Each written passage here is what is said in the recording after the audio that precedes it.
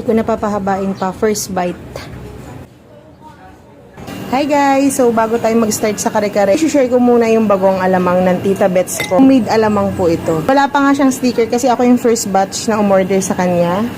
Napakamura lang po nito, tsaka napakasarap. Alam niyo po ba, hindi to dinaya basta lang sa asukal. Kaya mas light siya compared sa ibang bagong alamang. Hindi siya maalat. Masarap to sa kare-kare. Masarap din sa mangga, singkamas. Sa mga gusto rin po mag-avail nito, open to for resellers. Ayokong magbanggit ng ibang brand, pero para sa akin, mas masarap to doon sa mga kilalang brand. Ang sarap po ng pagkaalamang yan. Ito po yung ilalagay ko sa kare-kare.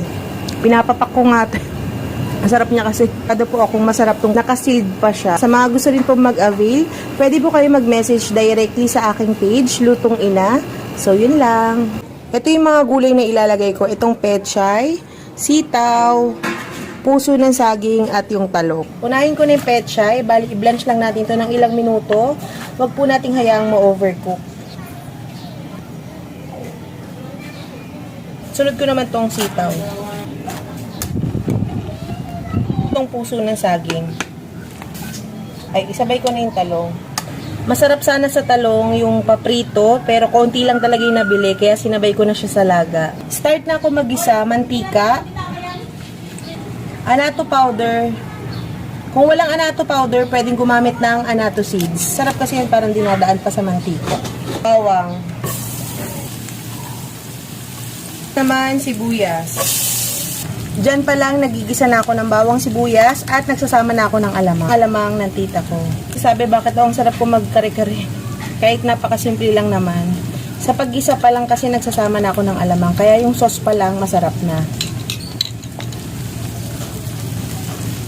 Gigisa pa natin to ng kaunti. Yung pinakamadali ang paraan ng kare-kare. Kung walang giniling na mani, pwedeng maglagay ng peanut butter. Puro naman tong peanut butter.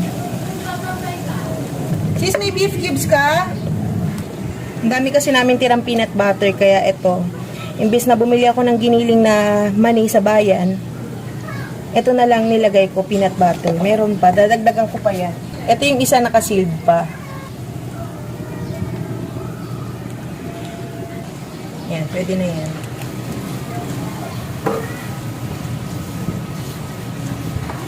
Yung pinagpakuluan sa baka. Tuwalya ng baka. Maglalagay po ako ng beef cubes.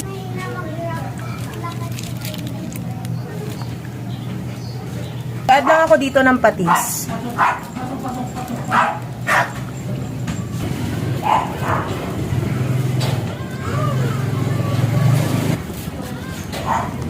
Kung palapot naman kung walang glutinous rice, hindi naman yung breadcrumb.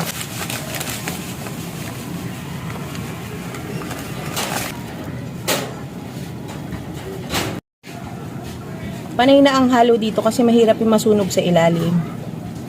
Ito, nakuha ko na yung lapot na gusto ko. Ilalagay ko na rito yung karne. Okay na ito, ipasok ko.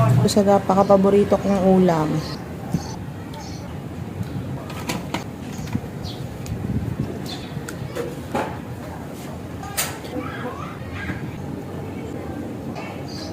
Best ka-partner nitong bagong alamang.